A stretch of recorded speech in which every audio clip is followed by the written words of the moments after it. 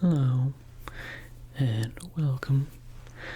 Today, Therapy Thursday is not a guided meditation, as you might have come to expect, but instead, it's going to be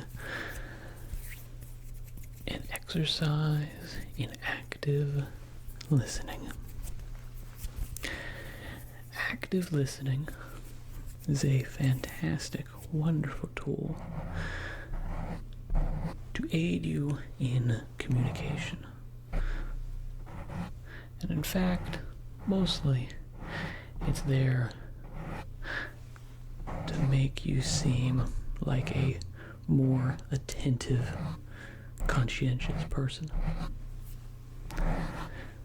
I used to think of this as a cheat, as it's somewhat disingenuous. Because essentially, you're not really listening. You're just parroting back what someone's already said to ingratiate yourself with them. Sort of a bit of false friendliness. I didn't like it. However, I've come to the realization that in fact, it's far more of just a good signaling skill to have. It allows you to more effectively communicate the fact that you are listening. Now, of course, the degree to which you are listening is going to vary from person to person and subject to subject. What one person says to you when they're talking, you essentially just repeat it back to them. And it's very clear to that other person that while you are being respectful and you are listening to some of the words that you're saying, you're not necessarily actually engaged. But they're thankful that you respected them enough, at the very least, to give them the time of day and give them a modicum of your attention. And in fact, most people are not necessarily so self-aware, and they actually think that you were very much engaged. And that makes them like you more, which is a good skill to have. It's mostly useful for strangers or semi-close acquaintances. With your friends, this is not a necessary skill to have or to use it to practice, which is why we don't. But how often are you working with close friends? How often are your bosses your close friends? Co-workers, these types of things, they might be friendly with you, but they're not necessarily your best friends that you just, shoot the shots with. And in that case, you want to use this active listening skill. So let's get into it. Move my little friend here.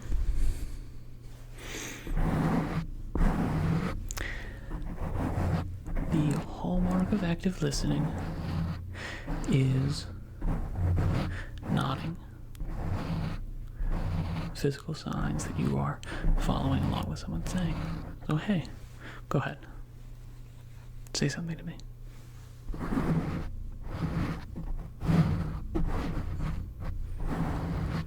Keeping eye contact. Not too much, but enough to know that you're engaged. Don't make it creepy. Don't stare down the barrel too long, too intensely.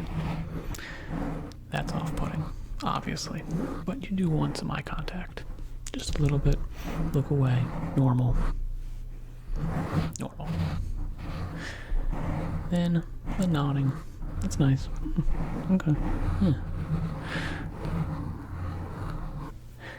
Then you want to essentially, when they pause in speaking, you want to repeat something that they just said.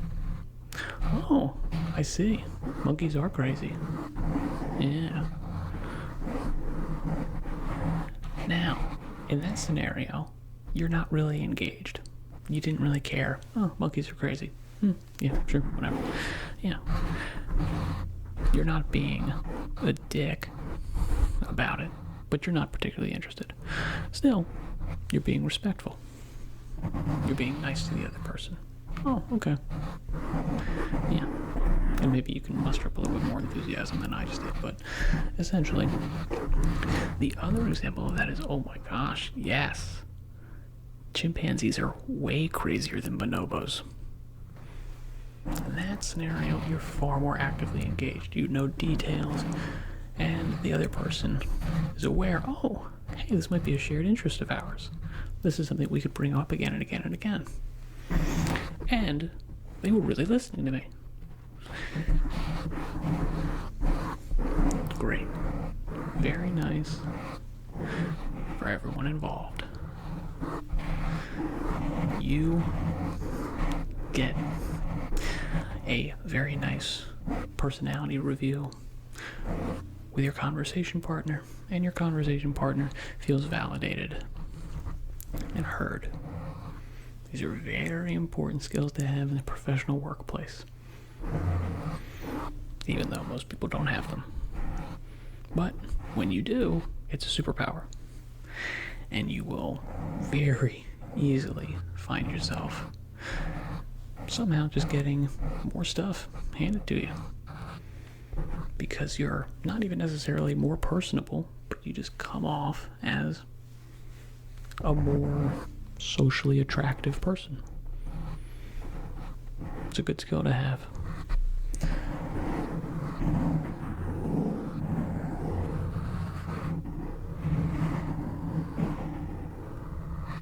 This is one of those times where I think to myself, I don't know if this skill should be taught normally, because then everyone knows the secret, right? Everyone knows that you're just faking interest by parroting something that they just said back to them. That's what I thought. But it has never once happened to me. And active listening is not exactly a secret. It's a fairly well-known phenomenon. So much so that this little image that you've got for the thumbnail, I took it from Buffy the Vampire Slayer. How old is that show? 20 years old, roughly? First season, if I'm not mistaken. And active listening is already being discussed in pop culture 20 years ago. What do you think? It's just disappeared, gone away? No. So, it's obviously, well publicized. People should know about it. And yet, nobody cares. It's that effective. That's what makes it a good technique. Is that even if people know about it, it doesn't pop into their heads. It's an actual, real signaling device for, I care enough to invest a little bit of time and energy into paying attention to what you're saying. And that's why I don't think it's a cheat. It's a signaling device. And it's a good one. It's active. And it makes your life easier. And it makes the other person feel good. Which is, in fact, why your life is getting easier. Because you have made that other person feel good. And they now have a small, unconscious debt to you. And they were to pay that debt by being a little bit nicer to you. Maybe thinking about you a little bit more for that promotion. Maybe thinking, oh, hey, you know what? Yes, this person, we'll give that new project to them. Mostly because you're going to be qualified, of course, yes, but that little thing, that little bit of social currency can put you over the top. And oftentimes that will be the deciding factor, is your social currency. This is one tool in that toolkit that is very easy to find, practice, develop, and reap the rewards.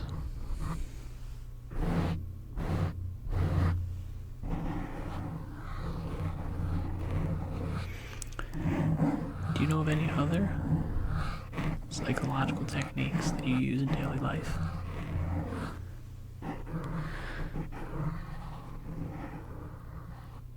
I don't know of any that are as easy and effective as active listening. Well, thank you for listening. Good luck and Godspeed in all of your endeavors, all of your adventures. And thank you for tuning in. Goodbye.